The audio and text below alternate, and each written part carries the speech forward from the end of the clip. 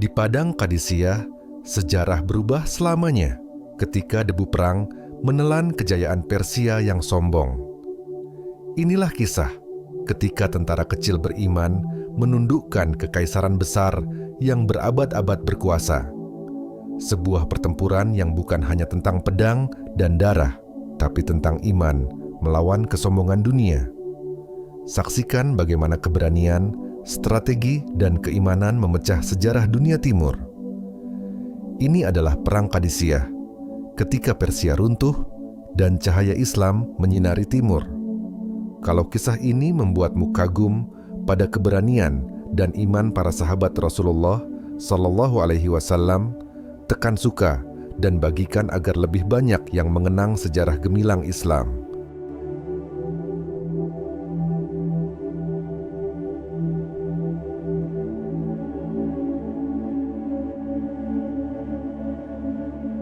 Angin panas dari timur membawa kabar suram. Pasukan Persia tengah bersiap untuk menantang kaum muslimin di Qadisiyah. Di Madinah, Khalifah Umar bin Khattab mendengarkan laporan itu dengan wajah tegas tanpa gentar. "Persia tidak akan berhenti sebelum menundukkan kita," kata seorang sahabat dengan nada cemas. Umar memandang ke arah mereka, matanya tajam penuh keyakinan. "Kita tidak berperang demi dunia," katanya lirih, "tapi demi tegaknya kalimat Allah di bumi." Perintah segera disusun, surat dikirim ke Sa'ad bin Abi Waqqas, panglima yang dikenal dengan ketegasan dan iman yang kokoh. Di Kufah, Sa'ad menerima surat itu dengan dada bergetar. Tanggung jawab besar menanti. Ia tahu, Qadisiyah bukan sekadar pertempuran, tapi ujian antara iman dan keangkuhan. Di seberang sana, Panglima Besar Persia, Rustum, mengumpulkan pasukannya dengan gemuruh perang yang menggetarkan bumi. Dua dunia kini bersiap bertemu. Iman melawan kekuasaan, kesederhanaan melawan kemewahan. Di malam itu, Umar berdoa dalam kesunyian, menyerahkan segalanya pada Allah. "Ya Allah," bisiknya, "jika ini jalan kemenangan, jadikan ia penuh keadilan, bukan kesombongan."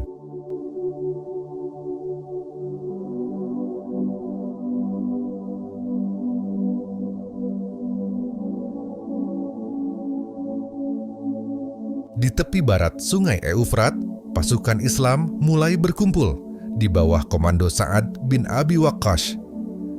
Sa'ad berdiri di atas gundukan pasir, mengenakan baju perang dari kulit tebal dan sorban putih berikat logam. Di tangannya tergenggam surat dari Khalifah Umar. Pesan yang berisi lebih dari sekadar perintah perang, tapi nasihat keimanan. "Jangan sombong karena jumlahmu, dan jangan gentar karena lawanmu." Begitu pesan sang khalifah. Sa'ad mengumpulkan para panglima kecil untuk menyusun strategi menghadapi pasukan Persia yang jauh lebih besar. "Kita tidak akan menyerang lebih dulu," ujar Sa'ad. "Kita akan menunggu mereka menyeberang." Para prajurit berlatih siang malam, menyiapkan barisan dan doa sebelum bertempur.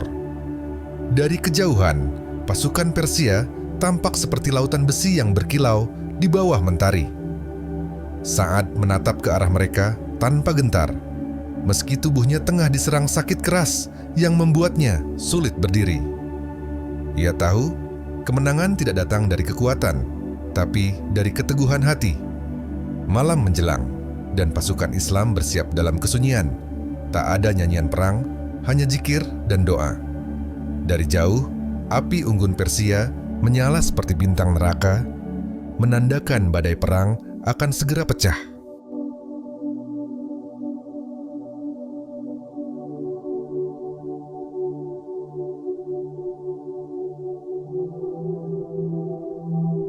Fajar menyingsing di padang Qadisiyah. Langit kemerahan memantulkan cahaya di atas debu gurun yang berputar. Di kejauhan, barisan Persia tampak seperti tembok besi. Ribuan prajurit bersenjata tombak dan pedang melangkah dalam irama berat. Sa'ad bin Abi Waqqas duduk di atas kursi tinggi di tenda perintah. Tubuhnya masih lemah, tapi matanya tajam mengamati setiap gerakan musuh. Ia menunjuk ke arah barisan kuda Persia yang bersiap maju. Biarkan mereka menyeberang, lalu kita hadapi. Para pemanah Islam sudah menyiapkan busur di tangan. Mata mereka tajam menatap ke depan. Ketika pasukan Persia mulai menyeberang, terompet perang ditiup keras menggema di seluruh lembah. Sekarang, teriak Sa'ad, dan panah pertama melesat menembus udara. Pertempuran besar pun pecah. Takbir menggema bersahutan melawan teriakan perang Persia. Sa'ad, meski dari kejauhan, terus memberi aba-aba, suaranya tegas menggema di antara deru perang. Persia mengerahkan gajah-gajah perang besar. Tubuh mereka berlapis zirah besi, menimbulkan ketakutan di antara pasukan Muslim. Tapi Sa'ad tetap tenang. "Bidik mata gajah itu, jangan mundur," serunya lantang. Panah-panah pun melesat tepat sasaran. Gajah-gajah itu mengamuk dan berbalik menghantam pasukan Persia sendiri. Langit Qadisiyah kini dipenuhi debu dan teriakan. Sejarah sedang ditulis di atas tanah yang terbakar.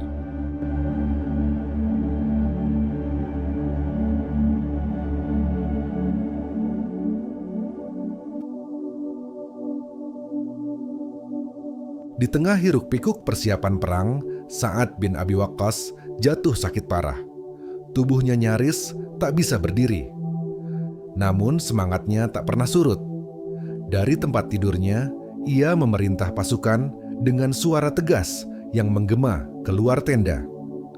Di luar tenda, ribuan pasukan Islam berbaris dengan disiplin. Pedang mereka memantulkan sinar matahari padang pasir. Sa'ad menunjuk ke arah barat. Serang ketika matahari condong agar cahaya membutakan mata musuh. Ia tahu pasukan Persia lebih banyak dan bersenjata lebih canggih. Tapi iman adalah kekuatan yang tak terlihat. Ketika suara takbir menggema, Sa'ad meneteskan air mata. Bukan karena takut, tapi karena haru menyaksikan keberanian mereka. Pasukan Muslim menyerbu dengan keberanian luar biasa, memecah formasi gajah perang Persia yang menakutkan. Sa'ad mengatur pergerakan pasukan dari jauh, memerintahkan agar sayap kanan mengepung lewat lembah kecil di belakang musuh. Di tengah jeritan dan benturan baja, suara Sa'ad masih terdengar lantang memberi aba-aba. Ia tahu kemenangan tidak ditentukan oleh jumlah, tapi oleh keyakinan bahwa Allah bersama orang yang menegakkan kebenaran.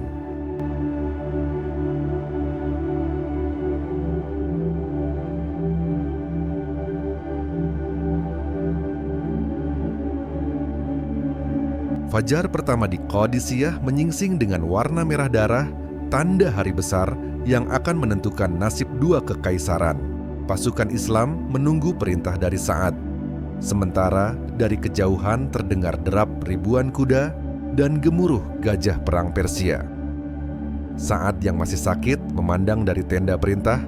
Wajahnya serius, tapi matanya bersinar tenang. Ia mengangkat tangannya tinggi, memberi tanda, dan seluruh barisan Muslim meneriakkan takbir serentak mengguncang bumi. Bentrokan pun pecah, suara besi beradu, teriakan, dan takbir bersahutan menelan seluruh padang Qadisiyah. Di sisi lain, Rostam berdiri di atas kereta perangnya, memegang tombak panjang dan memerintah dengan tatapan sombong. "Hari ini kita akan menghapus nama Arab dari muka bumi," teriaknya penuh kebencian. Namun pasukan Islam justru semakin berani. Mereka berlari menerjang gajah dan pasukan berkuda tanpa rasa takut. Sa'ad memerintahkan pasukan panah untuk menargetkan mata gajah.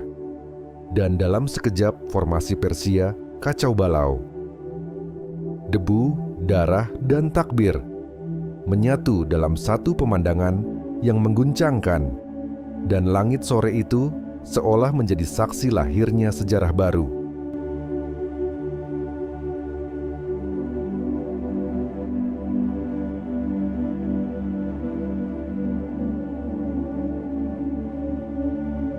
Hari kedua pertempuran Qadisiyah dimulai dengan langit kelabu dan angin gurun yang dingin menusuk tulang. Bau darah dan besi masih terasa dari semalam, tapi semangat pasukan Islam tidak surut sedikit pun. Di sisi Persia, Rostam berdiri dengan wajah keras. Matanya memandang pasukannya yang mulai kehilangan semangat. "Majulah! Jangan biarkan bangsa padang pasir itu menginjak kebesaran kita," teriaknya dengan suara serak penuh amarah. Sa'ad bin Abi Waqqas yang masih di tenda perintah menatap langit dan memohon kekuatan kepada Allah untuk pasukannya. Saat itu, seorang pejuang muda bernama Qa'qa bin Amr maju ke medan tempur dengan keberanian yang membakar semangat seluruh pasukan. Ia menyerang pusat formasi Persia, memukul mundur barisan gajah, dan memecah strategi musuh. Panji Islam berkibar tinggi, dan takbir menggema di seluruh padang Qadisiyah, membuat hati lawan gemetar. Rostam mencoba mundur, namun kudanya tergelincir dan ia terjatuh ke sungai kecil di pinggir medan perang. Seorang prajurit Muslim menemukan tubuhnya tergeletak di tepi air, tanpa nyawa. Matanya masih terbuka menatap langit. Saat kabar kematian Rostam tersebar, semangat pasukan Persia hancur seperti kaca pecah diterpa batu. Sa'ad memerintahkan pasukannya berhenti mengejar dan bersujud di atas tanah berdebu, bersyukur atas kemenangan yang datang dari Allah. Hari itu, sejarah menulis bab baru. Keangkuhan Persia tumbang dan cahaya Islam bersinar hingga menembus perbatasan mereka.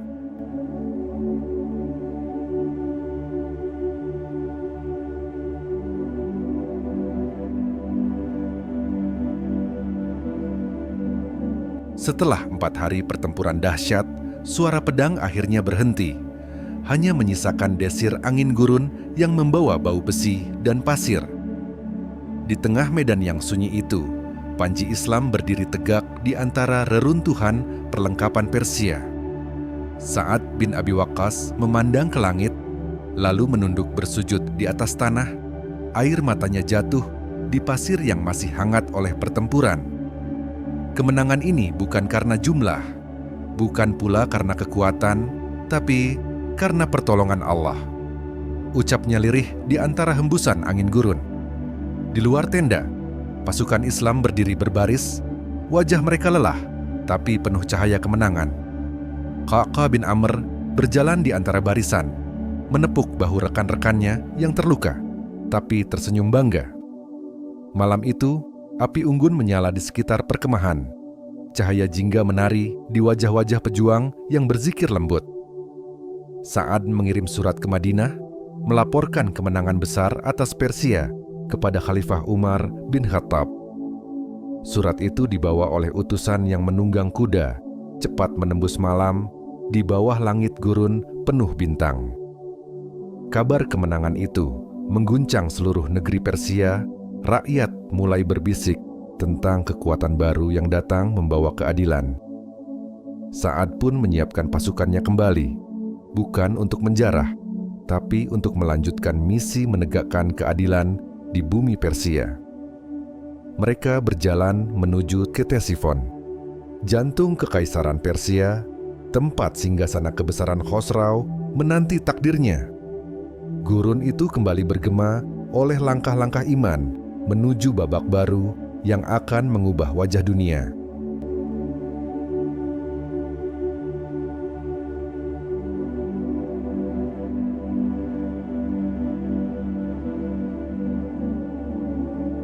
Subuh itu, kabut tipis menyelimuti padang pasir ketika pasukan Islam melangkah menuju Ctesifon dengan langkah mantap.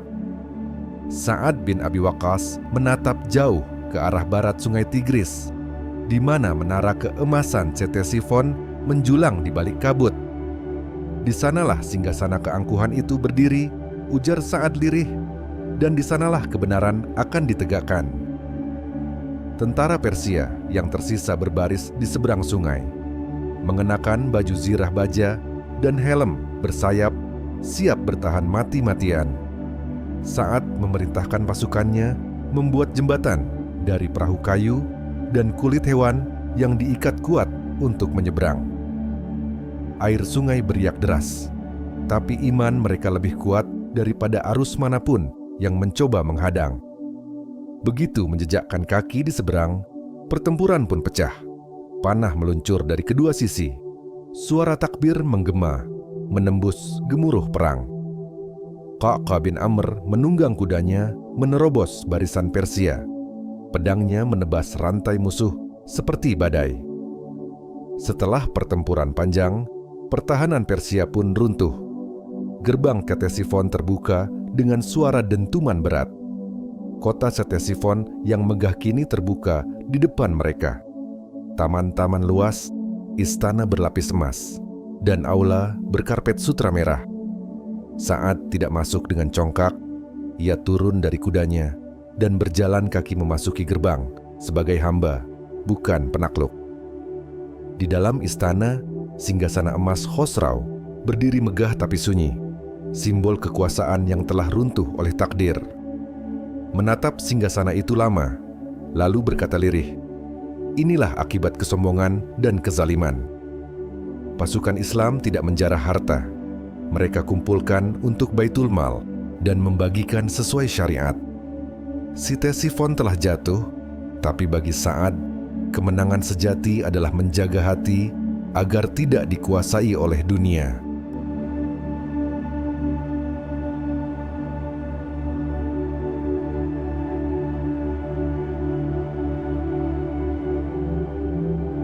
Setelah Ktesifon jatuh, pasukan Islam menegakkan tenda besar di luar kota, menjadikannya pusat pemerintahan sementara.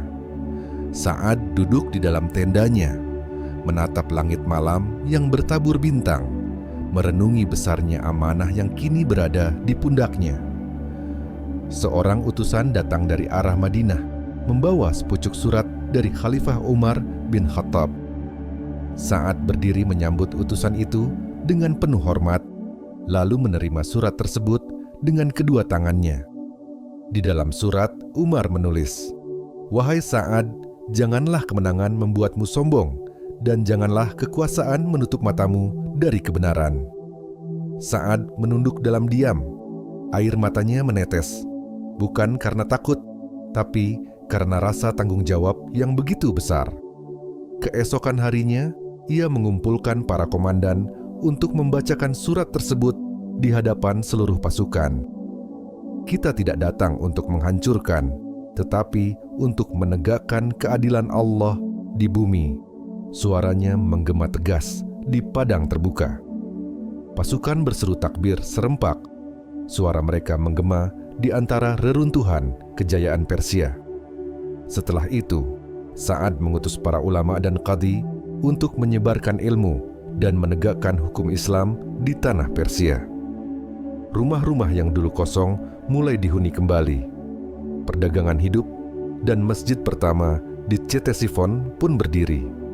Sa'ad sering mengingat pesan Umar, "Jangan biarkan kekuasaan menguasaimu, biarkan iman yang memimpinmu." Malam itu, ia menatap kota yang diterangi cahaya lentera, menyadari bahwa jihad sejati bukan hanya di medan perang, tapi juga di hati yang menjaga amanah. Dalam keheningan malam, Sa'ad bersujud panjang memohon kepada Allah agar mampu menjaga keadilan di negeri baru itu. Kemenangan Ktesifon bukanlah akhir perjuangan, melainkan awal dari amanah besar yang harus dijaga dengan hati dan iman.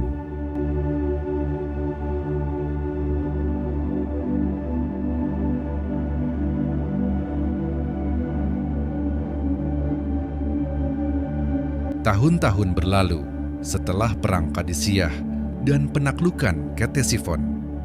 Wilayah Persia kini berada dalam kedamaian yang belum pernah mereka rasakan sebelumnya.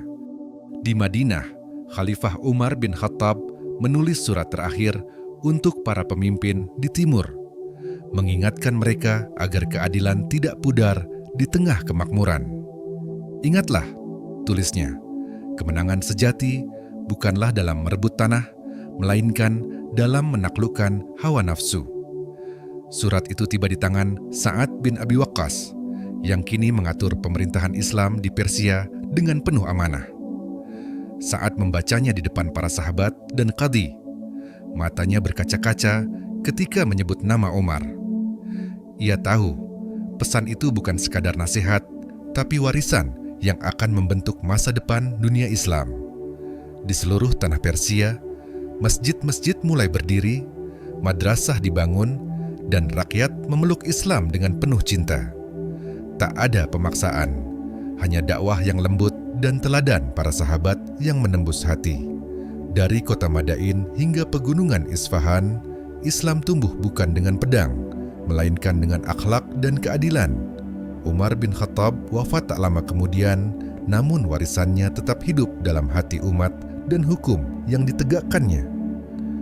Sa'ad memandang ke langit Persia, seolah berbicara pada gurunya yang jauh di Madinah. Wahai Umar, engkau telah menaklukkan dunia dengan keadilanmu. Ia sadar bahwa Islam bukan sekadar agama perang, tapi jalan hidup yang menebarkan rahmat di setiap tempat yang disentuhnya. Dalam ketenangan malam itu, Sa'ad bersujud lama, memohon agar warisan ini tak pernah pudar sampai akhir zaman. Sejarah mencatat bukan hanya kemenangan Qadisiyah, tetapi lahirnya peradaban baru di atas reruntuhan dua kekaisaran. Dan di sanalah nama Umar bin Khattab dan Sa'ad bin Abi Waqqas abadi, bukan sebagai penakluk, tapi pembawa cahaya keadilan bagi dunia.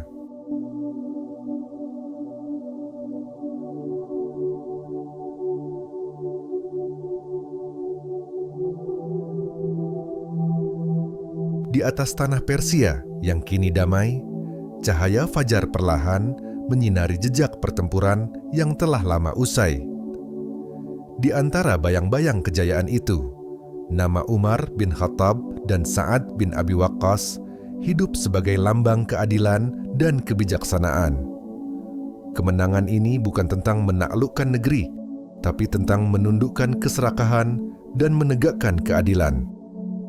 Sejarah Islam mengajarkan bahwa cahaya kebenaran tak pernah padam. Ia hanya menunggu hati yang ingin menerimanya. Kalau kisah Umar bin Khattab dan Sa'ad bin Abi Waqqas ini membuatmu kagum pada kekuatan iman dan keadilan, tekan suka, bagikan, dan biarkan cahaya sejarah ini terus menyala di hati umat.